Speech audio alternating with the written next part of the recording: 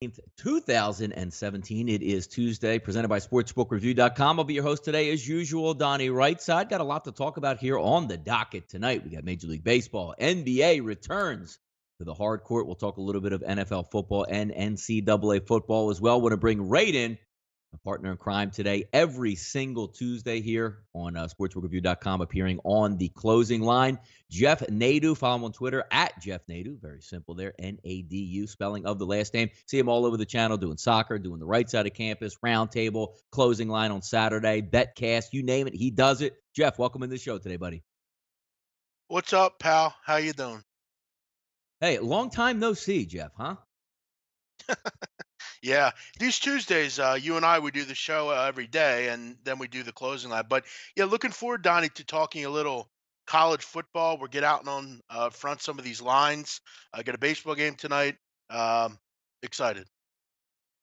No, we should have a good time here. There's a lot to talk about there. We're going to go over the baseball games just a few moments, then we're going to bleed into some NBA action. See if we can maybe find like what can I even say, Jeff, with the NBA tonight? I know it's two square games technically here. A lot of people betting on those games. Maybe we can tip the scales in one way or another by taking a look at some late line movement on that. But I think I always like, Jeff, when you come on the show here Tuesday night, we go over that NCAA 5-pack there that we can take a look at some early lines coming up on the equation, maybe to see if we can find something earlier. Just one of those games where maybe if you're not looking out there, that we can maybe pick on and find some stats there. Also, some NFL action. Got a good Thursday night football game to talk about. We'll touch on that a little bit. Maybe some other opening lines that are set to appear this weekend. But let's get right into it, Jeff. Baseball underway already, 965, 966. Bottom of the third inning. No score right now between McCullers and Gray. Line closed at 8.5, 9, depending on where you were shopping at. And the side, Jeff, looked like opened up about 125. Closed around a pick 'em there. Chris 119. Bet online to minus 112. Just looking right now.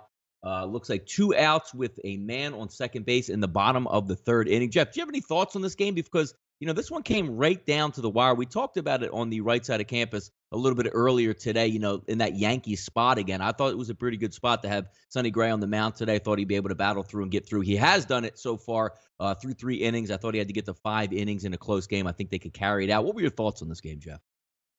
Yeah, I actually have the Yankees in this game. They're threatening here in the bottom of the third, actually, with Gardner up at the plate here. Yeah, this I think is going to be a low scoring game as so far. I mean, the question for the Yankees is, can they get to McCullers in the fourth, fifth, and sixth inning? He has not been good this year in that role. Kind of seeing the batters for the second time. That's going to be interesting going forward here. But very low scoring game so far. Gray looks pretty good. Had a nice double play on his last time in the bottom of the second or top of the third. I'm sorry. So yeah, I think the Yankees. It's clearly a must win. You got a pretty decent matchup here.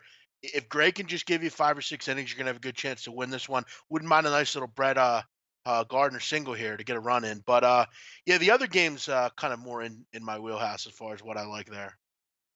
Yeah, Yankees game, get some decent weather up there. And again, we talked about it earlier. It's nice that they started this game a little bit earlier, didn't do the standard, peg it late, I guess, because of Chicago. But they could have very easily staggered these a little bit later in the day. I like the 5 o'clock starts here. Again, we're sitting here talking baseball mid-afternoon. I wouldn't even say mid-afternoon. It's around dinner time now, actually. But, nice weather out there. We'll see what happens in that ball game. Would be nice to see 2-2, add a little bit more drama in that series. Next up on deck tonight, Jeff, a 9:08 Eastern time scheduled first pitch. That's going to be the Dodgers and the Cubs. Darvish lining up versus Hendricks. Some pretty good lines here. I mean, opened up at 119, Jeff at Pinnacle, now sitting at 116. Chris goes at 119, sitting at 116 also. So roughly 115, 116. Bovada up there at minus 120 at this point. An over-under. Bet online showing over-under of 8 at minus 132. But the prevailing line across the board looks like 8, 8.5, depending on where you're shopping at in that one. I don't have much on this game. Darvish was really good last time out. And anytime you get a cheap, I don't want to say cheap. It's 2-0. It's a must-win for the Chicago Cubs. I know some people are going to cap it that way. But I think the Dodgers are the better team here. I just think they have the better pitcher on the mound. And it's a light line to me. You might get Darvish at plus 105. Might be worth a whirl for me here. Yeah, I actually really like the under in this game at 8.5. I kind of thought we'd more or less see a 7.5 in this game, but 8.5 is, I think, a little too high for this one. I mean, Cubs have really struggled in these playoffs to score runs. You look over the last 7 games for this group, 162 average. Their pitching's been fantastic as well. And, both these teams all year, for the most part, particularly the Dodgers, have just had such great pitching. I mean, Darvish has really come on lately. Opponents only hitting 226 against the Dodgers all year. The only concern on the under is that middle relief for the Cubs, the one concern there. But you look overall, both starting pitchers, both have been fantastic. Both pitchers have been big under pitchers this year. You look at Darvish on the road, 12 of his 16 road starts have gone under. Hendricks has been a great under pitcher as well. And Donnie, this year, okay, between these two teams, 6 of the 7 games went under. 21 of 27 between these two teams have gone under. I think this is a pure pitcher's duel tonight. I think we might see a 3-2 type of game, 4-2. I just don't think we see 9 runs in this game. If we do, we Yeah. do. But I think you're seeing two pitchers that are really kind of built for the playoffs. Darvish pitching well. We know what Hendricks can do against two lineups that are struggling. When you get the Dodgers on the road, they are a little bit more vulnerable offensively. Yeah, no secret shortstop for the series either. Taking a look at the weather conditions there in Chicago, I had between 10 to 13 miles an hour blowing dead out to center field, which is normal Wrigley weather. You know, that 20 to 25 miles an hour, which creeps up every once in a while. Sometimes the wind's blowing in, but that's about what you get there. It's not a, stiff wind, but one would think if you can hit the ball out of the ballpark, tonight would be the night to do it. But two good pitchers on the mound here, strikeout pitcher as well, and Yu Darvish. So we'll see what happens. And again, I'm rooting for the Dodgers. I would like to see the Dodgers get to the World Series. I just think it's a more compelling matchup, either playing Houston or the New York Yankees. Would be nice, as we said earlier, Jeff, for the Yankees to sneak in there. I mean, I have Houston. I thought Houston would win the World Series, but I'm not going to be disappointed if it ends up a Dodgers-Yankees coast-to-coast battle. I always like to see those same things when you have like the Lakers and the Celtics, or Lakers and the Sixers back in 2001. It's a lot of fun when you have those, coast-to-coast rivalries. But I don't have too much of an edge. Never had too much of an edge in the playoffs overall with Major League Baseball. Do like to dabble a little bit. I know if I'm looking for a play in this one, I'll lean on taking the Los Angeles Dodgers a little bit later there. But I had a little bit better read, Jeff, last night on the over 4.5 of the first 5 innings between the Yankees. So you're saying if you had to make a play on this game, or you're actually on the game, you're looking at the under 8.5 in that one? Yeah, I'd be looking towards the under in this one at 8.5. Yep. Yeah.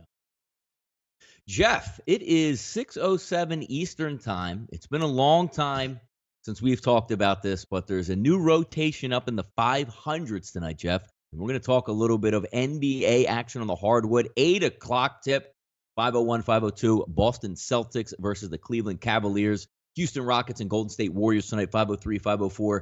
If you're going to look, you fellas know me. I'm not a huge NBA fan, but spectacles are what I like. I like to watch the NBA playoffs. I like to see who wins the title. And opening night always adds a little bit of interest because it's fresh. It's back on TV. And I thought the NBA did a really good job isolating these two games to get and back to back, opening night to have a little bit of fun with. Let's talk the first game here, Jeff. Boston Celtics, Cleveland Cavaliers. 57% of the spread tickets coming in here on the home team, Cleveland Cavaliers. Pinnacle, Jeff, opened up at 4. Chris opened up at 3. Prevailing line looks like across the board outside of Bovada, Jeff, is minus 3.5. Looks like the over-under opened up at 212, 214.5, depending on where you're shopping. But looks like it's settled in around that 213 number here, Jeff. If we're looking opening night, like I know there's a lot of trends going back and forth and, underdogs on opening night or whatever it would be. What are you seeing from this game? And is there any advantage that a gambler might have in this one?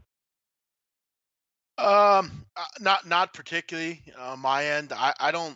If I had to play this game, I'd lean Celtics just because, Cavs are a public side and the whole world loves to bet them here. But we know LeBron will play in this game. It's a virtual lock that he'll play. Actually, is he fully healthy, or is just this LeBron saying, "Well, I'm going to play no matter what"? He'll still be effective. It won't matter.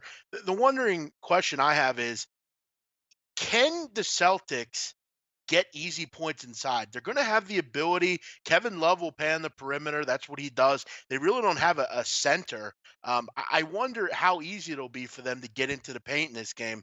That'll be interesting. But as far as this game overall, I'll watch it. I'll be interested because it's something new on my TV. But from a line perspective, there's really been limited line movement as far as that's concerned. You're solely playing against the public here if you like it. For me, it's a pass. I lean Celtics. If I could get 4, I might be interested. I think you're going to see a close basketball game here. I think at the end of the day, you're going to see close basketball games between these two teams all year. I'll be interested to see the cohesion between, Gordon Hayward and everyone, all the new guys on that team. Who's going to guard LeBron James is the question. How will Kyrie Irving play? How will the bigs play? The bigs will have an opportunity in this game to score points because Kevin Love plays on the perimeter. Tristan Thompson's a good player, but he's coming off the bench. I lean Celtics in this game. I think they're going to play well. I like Jalen Brown. I love Tatum. I'm a big Shemi Ojale fan. I'd like to see him get some minutes. Good shooter there out of SMU. I would lean Celtics in this game if I had to play it, but it probably won't be a bet of mine. I'll just enjoy it on TV. Yeah, if we're looking at the game, Jeff, being it better, let's just say, again, it is opening night, but these are two veteran teams coming back. But the problem you have here is a lot of moving parts. I mean, Kyrie Irving getting taken off Cleveland, going to Boston. They got Gordon Hayward. They got to work into the flow. A couple new guys there for Cleveland itself. Do you give any edge or maybe sloppy play? Because, they're hanging numbers out there, like 213.5, which, if this game was played, let's just say in February, where the team's chemistry was there, you knew what was going to take place. Again, it is the first game, but a lot of moving parts, as I said, heading into this one. If you're looking at a game from a capping standpoint, it's okay. Cleveland's at home, they're favored, they got LeBron James, we get it. But do you take any stock in saying, hey, Boston might come out, Kyrie Irving's going to be a little bit nervous coming back home in this game. Maybe he tries to do a little bit too much. How do you work in Gordon Hayward? Or too many moving pieces? Isaiah Thomas no longer on the Celtics. They leaned on him last year. I know the preseason, you don't get a lot of cohesion together. It's not a long training camp, but when you finally get those bullets firing for real, is there an added advantage to a team that's been around and done that? Or is it, Boston has a little bit, maybe too many moving parts for this game, especially early in the Well, season? I think if you talk about moving parts, I mean, Cleveland has plenty on their own. I mean, Derrick Rose and Dwayne Wade coming in here, new team. They played together before Dwayne and LeBron, clearly, but yeah, that's going to be interesting. I think they really did well at the four. I like Jay Crowder. I think he's a good defender. He's a guy that's going to help them. But I think both these teams have moving parts right now. And the truth of the matter, last year, the Cavs were a great win-loss team at home, 37-12, but against the spread, they were 22-24. So they weren't a team that covered on a regular basis. And I think overall, I'm just a little bit more intrigued by the Celtics. I believe they're going to win the Eastern Conference this year. I just like them more than I like Cleveland. I'm not counting out LeBron. I think when Isaiah comes back, that'll be huge. But I just think that the Boston Celtics are going to end up being the best team in the league, and I think they're going to come out and prove something on night one of the NBA. If I had to play it, I would go with the Celtics. I remember a couple years back, Jeff, I believe when the dream team, so to speak, went down to Miami, Chris Bosh, Dwayne Wade and LeBron James. I think they opened up on the road at Cleveland night one and took a loss in that one when everybody said, hey, maybe, Heat are so good they can probably run the table in the season, being facetious there, but they did take a loss. I just think it's a big emotional night, a lot of moving parts. I would lean towards Cleveland this one. I see it in the chat box there. Perfect Rotation says LeBron said his ankle was weak. Of course he did, because if you come into the game, you say, I don't even know if I can walk, and he pulls out a 30, 20, and 10. Oh, my God, one of the best games I've ever seen. LeBron didn't think he was going to play.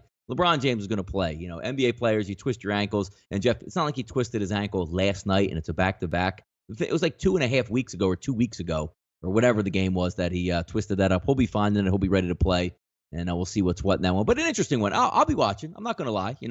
Tuning in. I don't have too much to do tonight. There's no football action on, so I'll definitely look at that. But actually, the game, Jeff, I think is the better one overall. 503, 504 late night cap here, 10:30 p.m. Eastern time. Looking at that game, Houston Rockets and the Golden State Warriors, 55% coming in right now, ticket-wise, against the spread with the Golden State Warriors. Line opened up at 9, currently sitting at 9 across the board, Jeff. Hasn't moved that much. The one thing that has moved, opened up at 232 at Pinnacle, 232 at Chris, now dipping back as a total to 228.5, 229 in some spots. So that did come down. That's a whole heck of a lot of points. But then again, Jeff, these two teams are supposed to run up and down the court and make baskets here. Yeah, it is a lot of points, but I would look over in this game. I'm going to try to get the best number. I got a feeling I think we're going to be able to get a little bit better number even. This one's down to 228. It's been plummeting ever since it came out. It's down about 4 points already. Yeah, I'm not betting under between these two teams. I mean, you can think about doing it. It is a high total, but would it surprise you if this game's 128, 120? Wouldn't surprise me.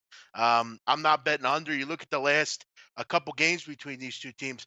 Most people are going to be skeptical to do it. 107.98, 113, 106. But you have to remember towards the end of the season, those games were a little bit more important, for Houston at least. Golden State trying to, maybe we're resting people. I don't know the particulars, but in the regular season, they were flying over the total. Golden State is a well-oiled machine offensively. I don't think they're in that good defensively. They're good. They're not great. Chris Paul in there is going to be huge. He's an upgrade clearly over Patrick Beverly. You have James Harden clearly. He's a scoring machine. You have ability on the perimeter. I mean, Houston's just a team that's going to score. I mean, they have great shooters on the perimeter. They have decent bigs. They have two guards that are just playmakers. And look, we all know Golden State strategy. Again, I'm not going to break this down. It's to me, it's a pretty standard play. I'm going to wait till about 5 minutes beforehand. I'm gonna punt on the over probably. Now, if this one goes up to 230 ish, I'm not going to be on it. But if we continue to see the decline like we're seeing, people are buying way too much into to whatever. I'm not sure. I'm not sure why you take the under in this game. I don't get it. Didn't make a lot of sense Yeah, to me. good card though opening up there. But for us, Jeff, I mean, the NBA doesn't start till tomorrow when your Philadelphia 76ers travel down to Right. Washington and try to get involved there. We'll have a lot of fun tomorrow night just watching that show, kicking off the season. Hopefully, there's no minute restriction of under 5 minutes on Joel Embiid this year. And Markel Fultz all of a sudden has some mystery knee injuries. And then I say, Jeff, you know Wow. what I like about the Sixers? I saw the press clippings come out today. It's like, maybe you need to take a little bit of time with Markel Fultz. No, you don't take your time with the number one overall pick. Get his ass out there, and he better be a baller. That's how you take your time with the number I one pick. um I actually disagree with you. I don't mind him coming off the bench. I think right now he needs to. I mean, why rush it? I mean, with Embiid, I think it's time to get him on the floor. He's ready to go. But Markel Fultz, it's interesting because you look at Donnie. The only two players that came out number one to not play on their team um, the next year. Do you know who they were? Do you happen to know? What was the number one not to play on their team? In the starting lineup the next year, they weren't in the starting lineup. Do you know who the other two Maybe were? like Greg Oden because he probably was hurt. It's not a particularly good list. Uh, Bargnani and Anthony Bennett. Anthony Bennett. So Yeah. right, not exactly a group you want to be involved with. But again, he has a shoulder problem. Supposedly, his shooting mechanics haven't been particularly good. And you have Ben Simmons who can run the point. You have Jared Bayless. You have options right now. As a rookie, again, I think Brett Brown needs to take the kid gloves off. He's been doing it for a year or two now. Joel Embiid's not happy. Let him play. This team is a totally different team with Joel Embiid in there. He makes them a playoff team. Without them, they're not a playoff team. We know that. For me, I'm excited about this team. I can't wait. I'm looking forward to it. But for me, Donnie, yes, the real getting at the NBA gets in tomorrow. Two games tonight that are tough to call just because there's so much action going on each one. I'm more excited for tomorrow night. Yeah, yeah, no, you're right about that. And I just stress the same. And if you're going to bet NBA, we're all gamblers out there. I mean, there's no, hey, look, there's two games tonight. You don't have to triple up tonight. You don't have to double down at the half. You don't have to go live in game to see what you're going to do. Have fun with it, man. See what these teams are what over the first maybe month and a half. We all know the NBA doesn't get started until Christmas Day anyway. So have fun with it. That confluence of all the sports, Jeff, now kicking in. Hockey, obviously, underway already. The NBA is going to get underway. Before you know it, we're going to watch, a college basketball game on some aircraft carrier in the middle of the Mediterranean Sea, and we're going to be off and running with college basketball as well. So it's a fun Yeah, time, and you it's going have. to be a crowded time coming up soon, right? Yeah, you have about 3 weeks.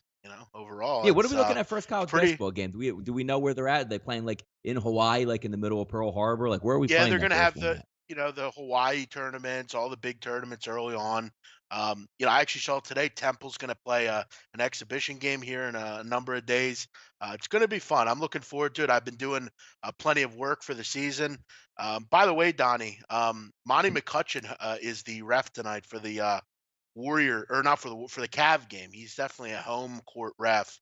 He likes home courts a little bit more, so keep that in mind. But yeah, I'm excited about college basketball. As you know, I do a lot of my work for that. It's my favorite sport, so I'm Yeah. excited for it. All right, Jeff. Why don't we flip it over to the gridiron here? We'll get a nice little five-pack that we're going to go over some information. I like the games that you picked out too. A lot of contrast to go over. We'll start right up the top, Jeff, and keep it in rotation for us. 2 p.m. start Eastern time on Saturday, 3:29, 3:30. That's Kent State versus the Ohio University Bobcats. Line opened up here, Jeff. 19 and a half Pinnacle, 21 at Chris. If we're looking across the board, prevailing line right now is about 19 and a half. Over under in this one opened around 50, 48, depending on where you're shopping, but now down around 45 and a half. And what more do you have to say, Jeff, about Kent State? I mean, Kent State actually got a victory last night. Preseason coming into here, I thought Miami of Ohio would challenge for the MAC championship. Miami of Ohio might challenge for the worst team in the MAC this year. Gus Ragland goes down. The team's a mess on defense. They can't seem to put it together. And losing to Kent State. If we take a look at that football game, Jeff, last week, Kent State on offense, 167 on the ground, 161 in the air. Defense, 161 on the giving up 161 on the ground there and 174 passing. Almost a mirror image. Just an ugly, ugly football game that Kent State does pull out. Miami of Ohio last week, Ohio last week versus Bowling Green, Jeff, a play that I had the over in that game. I believe it closed at 59 and a half, closed at 62, a 48-30 winner, 335 yards on the ground last week for the Ohio Bobcats. Gave up 229 on the ground to Bowling Green, which is interesting. And Jeff, you're right. Remember we talked about a couple weeks ago there on the roundtable, Bowling Green coming back into it. It's a shame that they're actually a little bit injured right now because Cleveland at running back, Redding at wide receiver, they actually look like a competent football team out there and playing a little bit of defense. But getting back to this game, Jeff, Ohio versus Kent, the one thing that's interesting, if we look at Kent going into play in the MAC, they haven't played a lot of top shelf teams. You say, well, wait, Donnie, they played Northern Illinois. Now, they lost to Northern Illinois 24-3 in a monsoon rainstorm, which they couldn't do anything on offense, Jeff. Kent State, 102 yards on the ground, 29 through the air when they actually stepped up in competition in MAC play, getting beat by Northern Illinois. I think Ohio is one of the better teams out there. Rourke stepping in, Jeff, running that read option. He's been really good with that. And Olette running at running back. But here's the interesting thing, Jeff. The thing that's I don't know. Maybe we've been watching the last 4 years. Guess who's going to finally make an appearance again after seemingly getting injured every single ball game? Poppy White back for Ohio, an intricate part of that offense, that little satellite Darren Sproles type back that every team has typically in the MAC. He's their front runner there. He'll be back to pair up with A.J. Olette, being a wide receiver, playing in space there. But the line itself, Jeff, 19 and a half, a little bit too rich for me. But if I had to make a play right now, I probably would still lean Ohio Bobcats here. Yeah, I'm not too concerned. Poppy White, I'm sure will get injured in the first 3 minutes. That's kind of his mo. But uh, but yeah, overall, I do want to shout out Kent State. They've actually played pretty well this year. I mean, as far as against MAC opponents, they're not getting blown out, which is interesting. They're kind of hanging in games, and yeah, you mentioned it. Miami of Ohio to me has been one of the more disappointed teams in the country this year. Really tough year for that group after such a great year last year.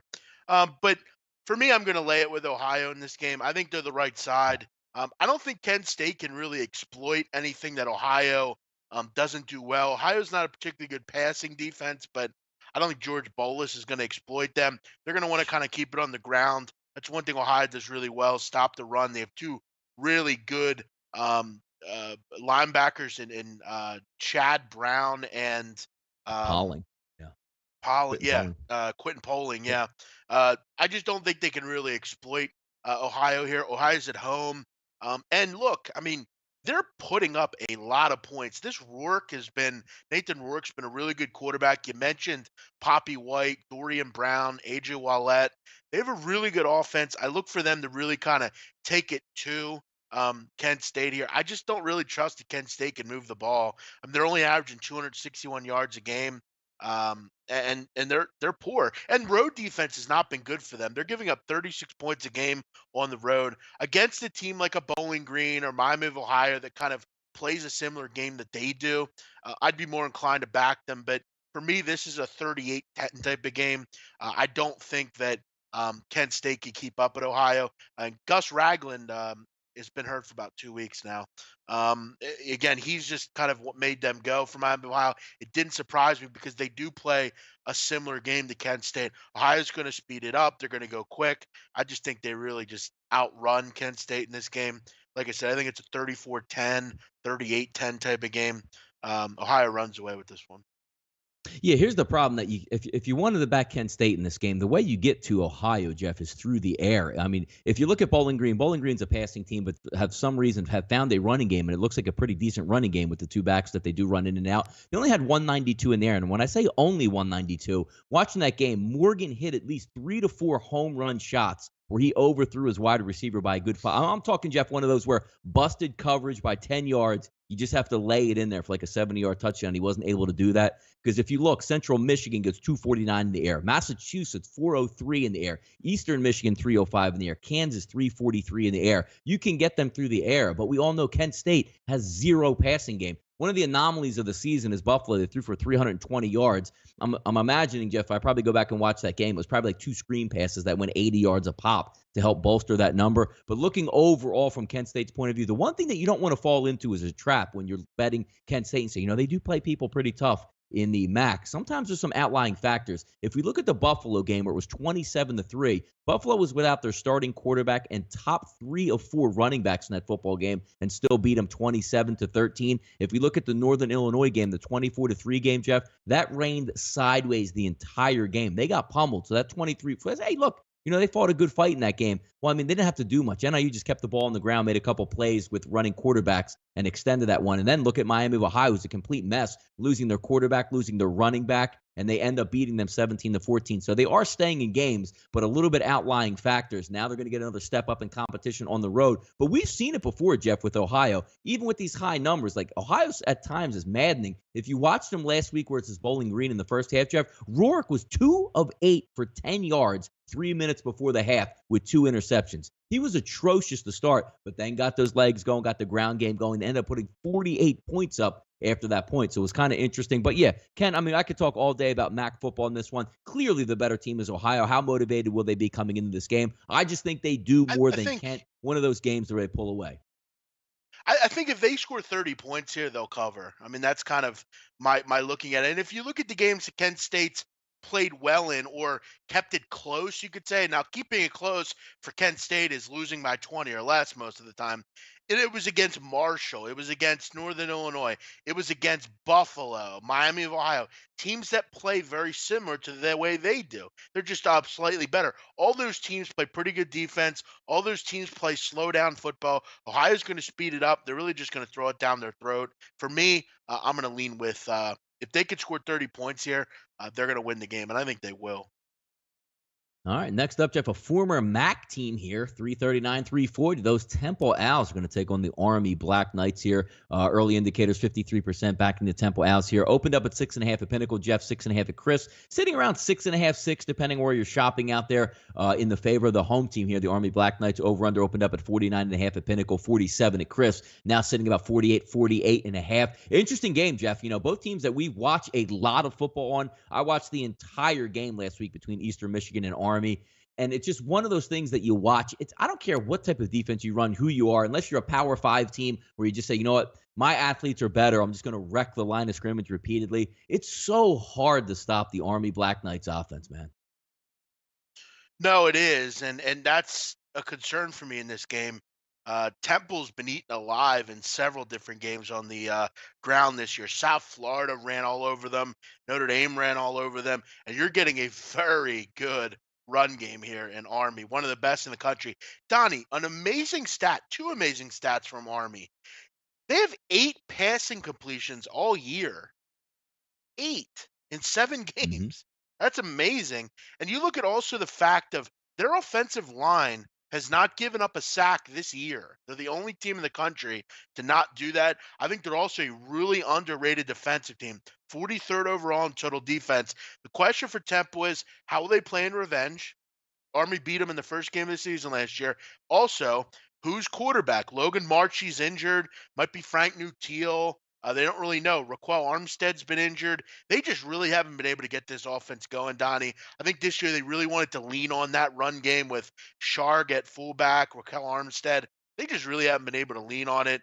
They're 120th in the country against running the football. Just they really haven't gotten going at all. And this number for me, Donnie, I'm comfortable laying under 2 touchdowns at Army generally. When you're getting them up into the 20s, for me, that's a little bit too many. At 6, 6.5, I think this is a really good number for Army. They're at home in this game. I just really don't.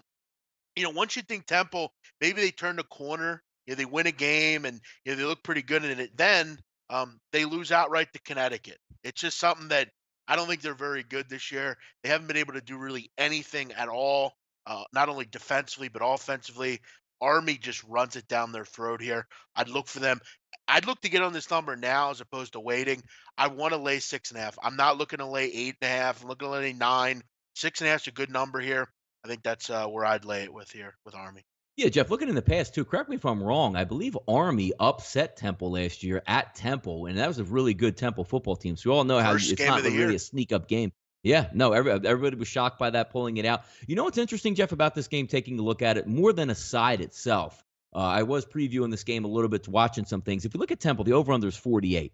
So in that game, you say, Army's going to get their points regardless. They're going to rush for what, Jeff? 350 to 450 just by rolling their helmets out. It's just what they do, 5-6 yards a pop. The one thing I like about this game, if we look, Temple, I mean, take away the South Florida game. They were an embarrassment in that game. I don't know what they were doing with their three quarterbacks. They looked hideous overall. And South Florida's a pretty good defensive football team. So taking that one out, UMass, they throw for 268 on. Houston, who's a really good defense, 182. But then you get into a little bit softer defenses. They throw for 344 versus East Carolina and throw for 356 against Connecticut. You say, well, wait, Donnie, not the same type of team with Army. But if we're looking from a defensive side from Army, the way you get after Army and try to stay in the football game is you need big, fast wide receivers, which Temple actually does. If we're betting from a total perspective here, Jeff, looking at it over-under, I can easily see Army in the high 20s in this football game. This isn't the Temple of a couple. I mean, Temple's defense is a decent defense, don't get me wrong. But this isn't that loaded-up defense they've had the past 4 to 5 years under Matt Rule. Do you see maybe an outage where it's just, let's just say Army's going to be able to put up, 31, 35 points or whatever it is. But I think Temple can score just by dropping back and throwing the ball deep. They have some big kids out there. The problem is, Donnie, their quarterback. I mean, Marchie's not very good. I mean, their quarterbacks aren't very good. And you look at Army. I think their numbers are a little skewed just because they're really good, Army West Point, against the pass. But the only high level offense they faced was Ohio State, and they give up 316 yards. But I mean, they're facing Buffalo, Tulane, UTEP, Rice. None of those teams throw the ball. The concern I have here is Exactly. neither does Temple. I mean, they want to, but they're not very good at doing it.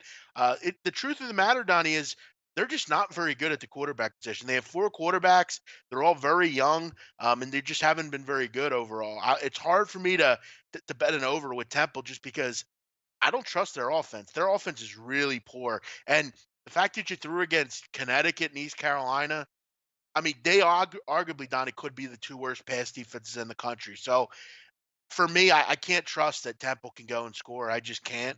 For me, it's Army. But I you think you they're a do. I like really the good point that plan. you bring up there, though. Like if you're looking at who they're playing and passing yards and stuff. I mean, Tulane runs the ball on the ground 99% of the time as well. You're looking at Yeah, UTEP. I right. mean, just god awful. Rice the same way, triple option 146. Eastern Michigan, who doesn't have a very good pass offense, goes for 229 in that game. And I like to look at last week as almost like a microcosm, Jeff, of what this week's going to happen because if you watch Eastern Michigan, I mean, look at their games. I mean, they balled out with some really good SEC teams, almost beating Kentucky.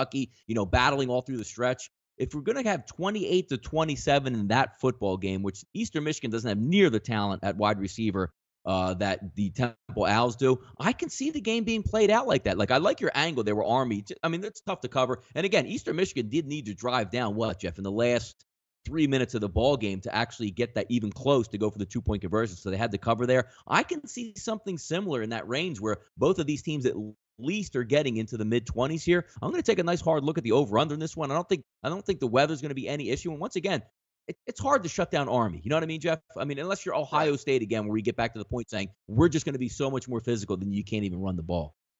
And against Ohio State was the only team that kept them under 300 yards rushing. I mean, they're really good on the ground. I mean, and again, like the first game, both teams, both dogs really can exploit their opponent. And in college football on the road, you have to be willing and able to do things that can you got to be able to maybe run the football or have a good pass defense. Temple has none of that. I mean, they're just really bad.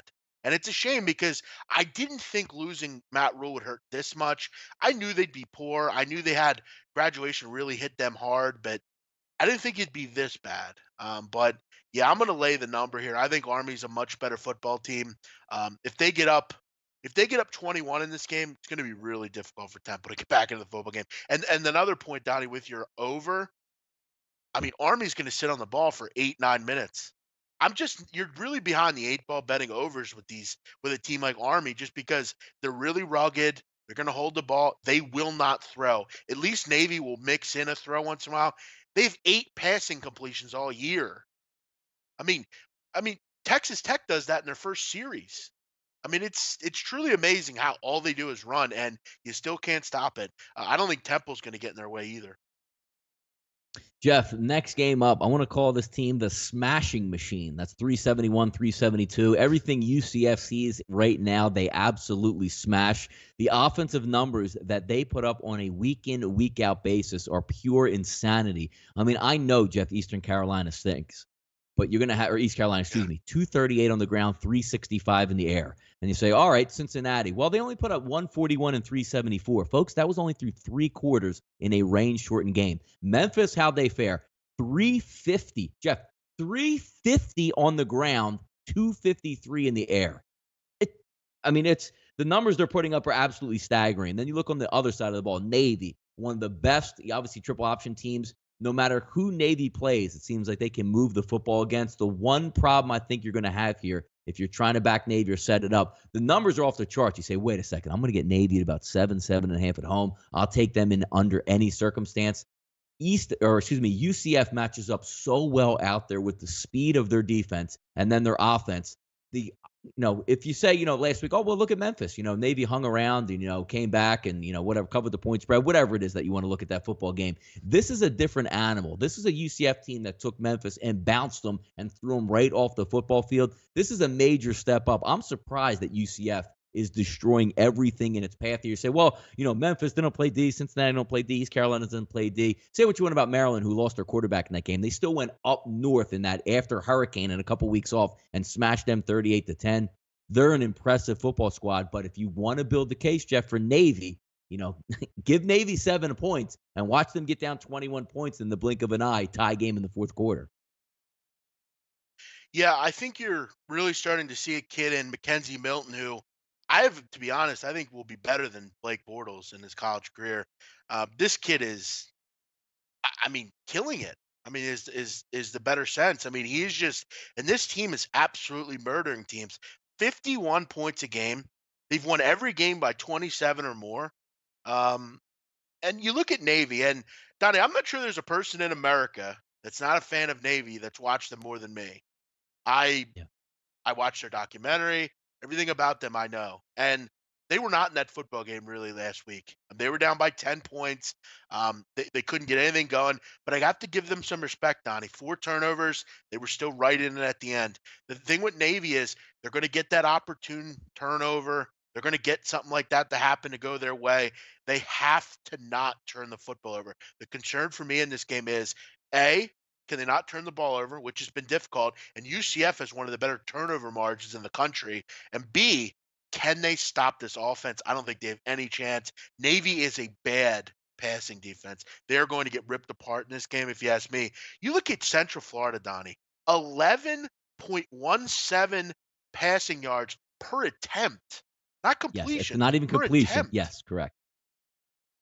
I mean, they're And just then on yeah, you look at the fire. pass attempt. Now, yeah, flip it over to the so you say, well, they probably don't run the ball too well. 5.8 per attempt on that end. And then you say, Jeff, if you look at the UCF scores, they're blowing everybody out. So what usually takes place in that instance? You get some third stringers in, nobody's paying attention in the fourth quarter. You give up junk yards, 110 yards on the ground rushing per game, 223 in the air. Not only are they blowing you off the field on offense, they're jamming you again on defense on the back end here. It's really amazing because a team that goes fast usually gives up yards. Well, this is the best team they've faced, in my opinion, overall. This is the best team UCF Oh, will well, you're face. right. Yep. my concern here is, and if you look, they have a really good run defense. I'm not going to disagree with you. Have they seen an attack like this though? Is different. It's different between seeing a run offense and being good against the run, and then playing against the triple option. I definitely think Navy will get into the score. I think they'll get into the 20s. I like the over. I think this game gets into the 70s. I mean, UCF's averaging 50 points a game, Donnie. I mean, they're going to put up 40 in this game. I think this is like a 48-38 type of game. I think they The I only thing think they interesting get about that too, well Jeff, into is this. those last three, Go ahead. like Memphis, Cincinnati, and East Carolina, all go pretty fast out there. That's the only thing that would drag it down. The same thing where you're saying your point for me in that Temple Army game is they're going to want to keep the football. What's the best way to beat, really good offense? Go on 19 play drives, to be, just, obviously not that much, 9, 10, 12 play drives to keep them off the field. But I agree with you there. I don't see the problem is, Jeff, you're right. Navy's defense stopping UCF's offense. One would think if they can get a couple stops, that would be amazing for them because this team just shatters everybody right out of the gate. And Scott Frost is a smart guy. He'll see that you can destroy this team through the air. And look, I'll give Navy the respect. They're 25-8 over the last 3 years at home.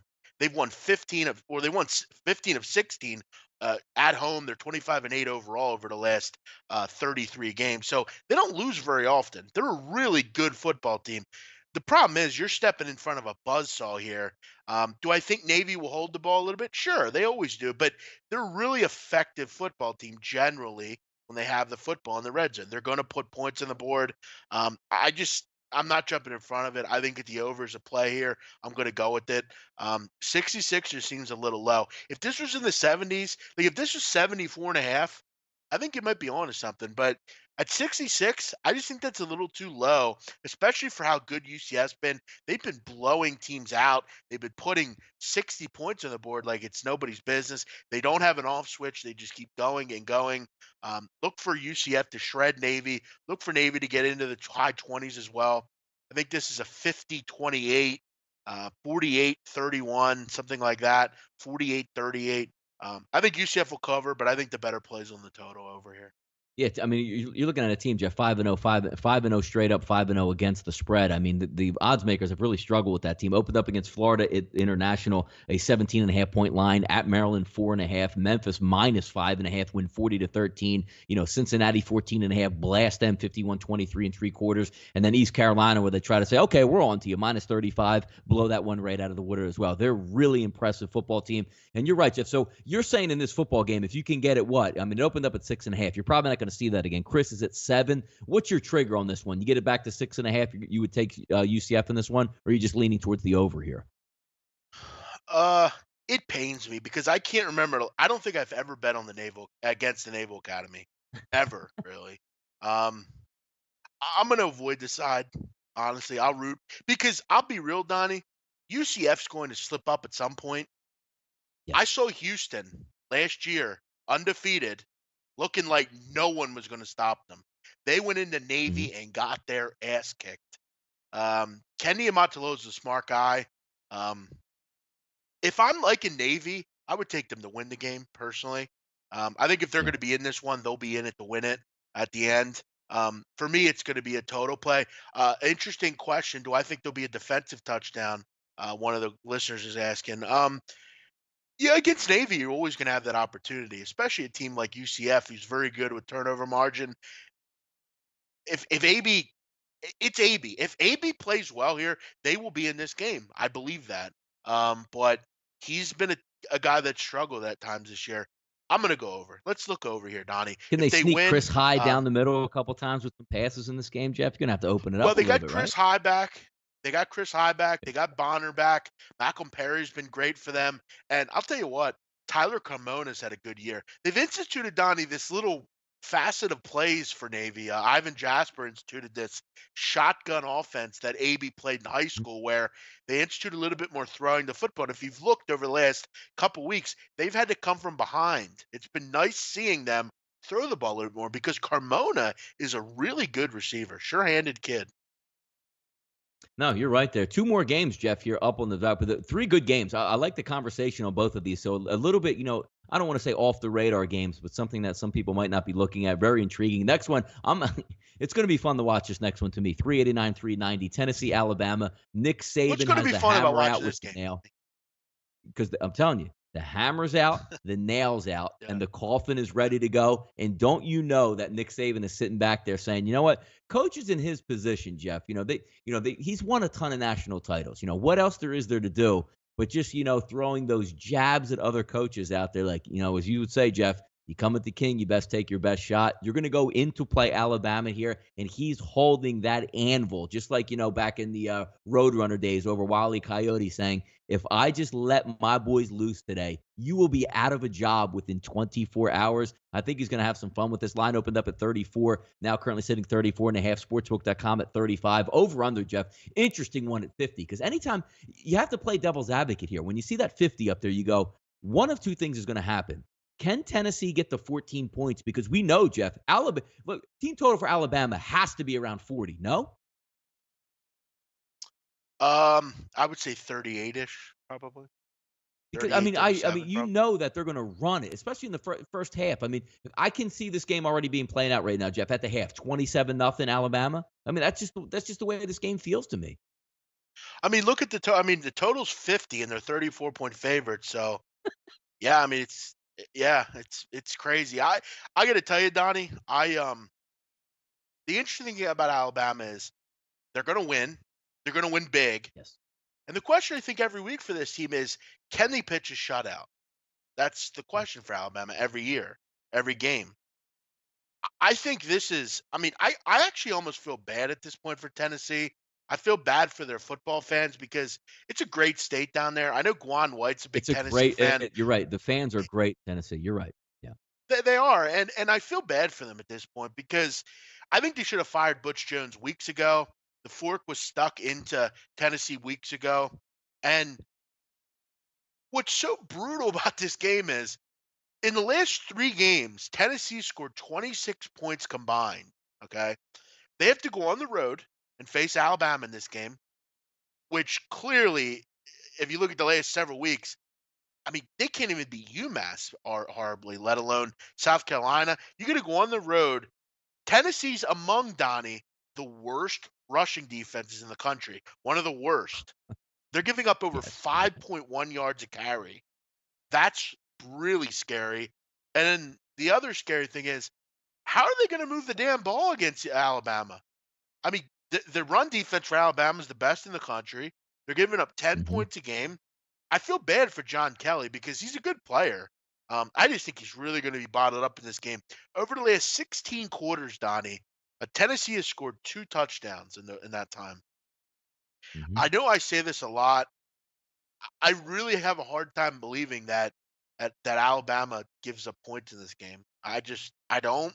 I mean, they're gonna have to have some kind of fumble or something like that for Tennessee. I just think the morale with this team, when you beat a team or playing well in a game like Alabama against a team like Alabama, you have to be coached correctly. You have to be well taught. You have to be motivated. None of those things or not Bruce Pearl, Butch Jones does. Yeah. It is just a dreadful spot for Alabama or for Tennessee against Alabama here. You look at also, Donnie, maybe a first half plays in order here. Last couple Yeah. games for Bama, they've been up 24-0 against Arkansas, Hmm. 17-3 against A&M, 35-3 against Ole Miss, 31-0 against Vanderbilt. You look at this total or the spread, it's 30, what, 4? What's your Hmm. first half in that game? It's going to be under 3 touchdowns, I would think, or maybe If around there. if it's 34, yeah, we're probably looking at that 20.5 number, something like that. Yeah, they would have to I'd win by be 3 touchdowns. which I guarantee they won't give you a 20.5. It'll be 21. But Of I'd look course. first half in this game. And I'm also going to be, I wish they'd put out a prop on like, will there be a clean sheet in this game for Alabama? Because I would bet on that. I don't think Tennessee scores this game. I mean, Jeff, they run for 6.5 yards per game. If you look at Alabama, going in Colorado State, 6.1 yards a game or on the ground per carry. Vanderbilt, who at that time thought they were something else. That was a Vanderbilt team, Jeff. The week before, Kansas State came in, only hung 7 on them. They go and rush for 496 yards on Vandy. They go up against Ole Miss, 365. Texas A&M, 232. Arkansas, 308. And honestly, Jeff, Vanderbilt, Ole Miss, Texas A&M, Arkansas, to me, better overall talent. Because the way you're going to have to attack Alabama, you need an athletic quarterback to run play action and have a couple good wide receivers. Tennessee doesn't have any of that. I mean, look at the No. like Vanderbilt comes in, playing decent run, quarterback's okay, 40 yards on the ground. Ole Miss, 88 yards on the ground. A&M, 71. Arkansas, who's known for their running game in a Wisconsin type fashion, 27 yards on the ground. Where's Tennessee? Now, forget Jeff scoring points. I like to get back to how are they stacking drives together. Yeah, I think they're going to be in that like 120-yard range. I think that's what they're going to do here. I think they put up maybe a touchdown. I think it's doubtful. I would lay it with Alabama in a big way. I think they win 51-6, something like that, 51-10. Um, Yeah, it you're has probably all going the to get makings seven that and you're a right. half. Yep. I would think 7.5 on a team total here. It's going to be really low. Morale is absolutely gone with Tennessee. They don't even care anymore. What's interesting about that too, Jeff? It's 50 and a half. And Alabama's going to score in this game, but it's interesting if you're rooting for an over in this one because you're literally looking at Tennessee when they get the ball. Like, how you take an over 55, 60, you look for both teams like, ooh, first down. All right, good. We're on a drive here. I don't. Maybe I'm wrong. Maybe we just have the complete read. Maybe we're reading of just like a bunch of squares here. But just like Tennessee getting the ball on their own 20. Like, what is your thought process? My thought process taking the over is 3 and out, sack, fumble, or pick, please, right now, because I don't have any. Oh, they're putting a drive together, 7 plays, 61 yards. Can that even happen? I don't know, man. But maybe it'll be worse I than mean, it they're is. going to But have you're to right. Last week, even losing as well. Go ahead. they're going to have to get really lucky, I feel like. I mean, they're going to have to get like that random punt return or a muffed punt or something like that. But for me, Donnie, and every week it's Alabama's goal is to shut you out. I mean, they know they're going to win, and you look at the fact of how many teams they've already beaten by. I mean, they crushed old. I mean, Old Miss, Donnie, is a pretty good offense. I mean, they Yes. have a good offense there. Arkansas is a They, pretty yeah, good yeah, offense. exactly. When you look at Ole I mean, Miss with their good offense, you say, well, what gives Alabama problems? A kid that can sling it from the pocket and run around, and they just destroyed them. yeah, with Butch Jones, I mean, can he save his job here with a decent performance? I don't know why they haven't fired him. No, Truthfully, I no. don't. Like, what is a defensive performance? Decent performance. They go in and lose by Not lose by. 21. Like, yeah. Like, I mean, Yeah. he's like, what are the odds right now? Like, Butch Jones actually survives and makes it to next year. 0. Like, what's the point? Oh, And don't you think the it's kids minus even know that? 2,000. Like, they're not fighting for, oh, we're going to fight for Butch Jones and we want him to win. Dude, they're already looking up next saying, you know what? I just hope I make it through the year and the next coach likes me right now. They're not fighting for Butch Jones out there. I agree. Last up here, Jeff, of the 5-pack, we're going to go 407, 408, a 12 p.m. Eastern time start. Iowa State and Texas Tech.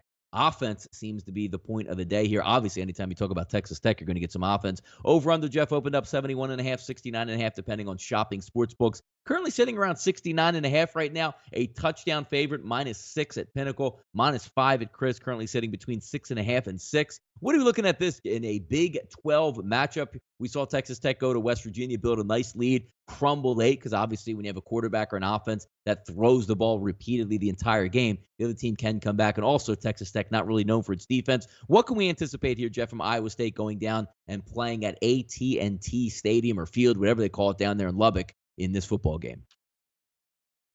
Yeah, I think what you're going to see is points in this game, Donnie. I mean, you look at these offenses, 2 top 20 passing offenses, and when you're betting overs like this, the question you have is, will these teams abandon the run? And I think Texas Tech's kind of tried to make people think they run the ball more and everything, but they tried it last week and they got shoved down their throat and ended up losing the game because of their inconsistent, conservative bullshit.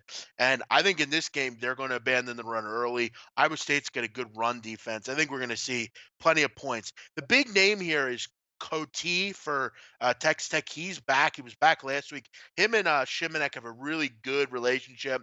The offense really opened up last week with him there, and I was impressed, and I've been impressed, Donnie, with this Kempf kid for Iowa State. He comes in for Park. They beat Oklahoma. How about that? They had a big game there. Then last week they did a great job of just dispatching a really poor Kansas team. Overall, Jeff, Kansas goes 100 miles an hour. How did they end up with under 100? Actually, what do they have? 106 total yards of offense Iowa State gave well, up against Kansas. What the they hell? turned My the ball God. over several times in terrible decisions. It was also not a great weather day there. It was rainy and kind of wet, so Yeah. it wasn't the best weather conditions. But yeah, they should have. I mean, just because you go 100 miles an hour, Donnie, you got to be effective going 100 miles an hour, and No, I know you're they right. You're haven't right, been. but usually if you just say I'm going to have like 75 plays in the game, you're going to get some yards. But my God, 1.9 yard per rushing attempt and passing attempts, 4 yards per attempt on the pass. That's just disgusting, man. Yeah, Iowa State's actually got some problems though at points when they face good offenses in their secondary. They've had some trouble getting stops there. I just think this is a high up tempo Big 12 football game. I want to check the weather. That's kind of going to be my last kind of point of emphasis in this game. I want to make sure the weather's legitimate here. I don't want to be betting a game where it's rainy or something like that. But overall, you look at Iowa State. I mean, gave up 333 to Iowa through the air. 293 to Akron, 323 to Oklahoma. Look for Texas Tech to just bomb away here. They're an efficient offense. They shouldn't have any trouble. Both these teams should get up and down the field. I would look over. I think it's a pretty good over game, but sidewise, it's tough. This is just an interesting game to me, just the way Shimonek's kind of been, and they've tried to kind of run the ball a little bit more, and I think they'll abandon that pretty early. I look for a high scoring game here, but I want to see the rain stuff and if there's any weather issues. No, I hear you on that. Just getting an update here on the Yankees game, Jeff. Looks like top of the sixth inning, men on first and second. Sonny Gray at 85 pitches, nobody out. So one would think they're probably going to come out and rescue him pretty quickly here. So that one's going to come down the stretch. Nice 5-pack of NCAA football today, Jeff. Got a couple minutes left. By the way, man, I'm feeling a little bit hungry right now, big man. I know you're, eating a little bit cleaner. What's on deck tonight over there? A little sushi action, maybe some low carb. What are we eating? I'm not exactly sure yet, Donnie. I probably I had sushi on Friday. I've been eating a lot of like chicken and salads and Yeah, things yeah. like that, but Yep. There you go. again, I'm not totally. It's hard when you're dieting to just go right at it and just say I'm only going to eat grilled chicken. I'm Cold only going to turkey. eat, Yeah, you exactly. know, Yep. Yep. I yeah. got you. So I'm just trying to cut out bread a little bit more. I'll probably get.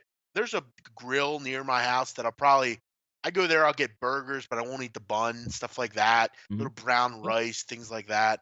I'm just trying to cut it down a little bit more. But yeah, it's tough. But hey, I'm trying to get to a point, so we'll see. No, yeah, I'm gonna go up, grab something to eat in just a little bit as well. But yeah, I'm gonna sit back and What do watch you some have? of A these Taco these Bell? games tonight. I wish I could have some Taco Bell tonight, man. I'm kind of yeah. You know what? That would be nice. Maybe a little burrito, maybe a little nacho supremo, Jeff. You can get down with that. Maybe finish it off with a little caramel apple empanada, something like that. I can't say I get down with that. I never eat Taco Bell. I never have, so I can't understand how you eat that crap. But yeah, for me, Donnie, it's interesting because many think he probably eats a ton of. I don't eat fast food at all. Like I don't. I It's been years since I've had like food like that. The only fast food I eat is like steaks and pizza, like from good pizzerias and stuff. I've never eaten fast food, so I can't really comment on it. But for me, it's tough. But I'll get there.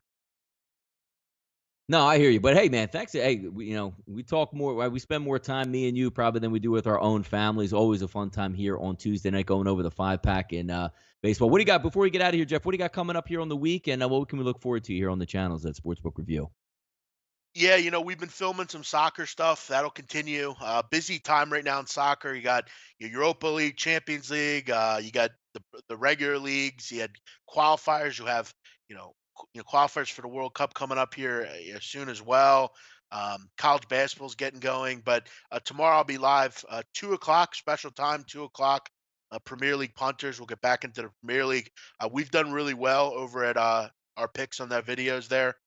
Donnie, we're giving out big money line winners. Shout out to my good friends over there, Flash and Alex. Donna, we have former Premier League players on the show. That's what we do over at the Mm. Premier League Punter. So shout out to my good friends Flash and Alex.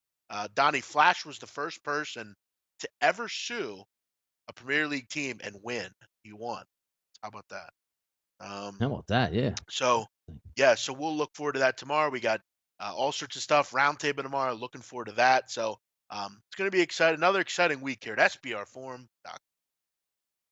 Now we'll be back. I'll be actually back on tonight with Gabe right around 10 p.m. Eastern time. We'll spend a little bit of time probably knocking around some NFL action, watching some of these NBA games. And don't miss out. I'll be breaking all the NBA games down as the season goes along. This has been the closing line for October 17, 2017, presented by SportsbookReview.com. Was your host tonight, Donnie Rightside, my resident Tuesday night guest every single Tuesday, the big man on campus. Check out whatever he does here on the Sportsbook Review Network. He's all over the place. Soccer, round table, right side of campus, the closing line, you name it, Betcast. Jeff does Hey, it Donnie. all. Very, very good contributor. Yes, sir. Just wanted to give out one more thing. I'm thinking this Yep. week I'm probably going to get going with some of my conference previews in college basketball. Start with the American Conference. So I'm going to look to them getting going with those here. So keep a lookout on the channel. Hopefully we can get those going soon here also. You got it. Check everything out on the latest lines at SBRodds.com. Also, give us a follow on Twitter at SBR Sports Picks. Also, give us a like, a follow, a subscription here on YouTube from all of us at SportsbookReview.com. Good luck on your wagers tonight. We hope we helped you beat the closing line. Take care, fellas.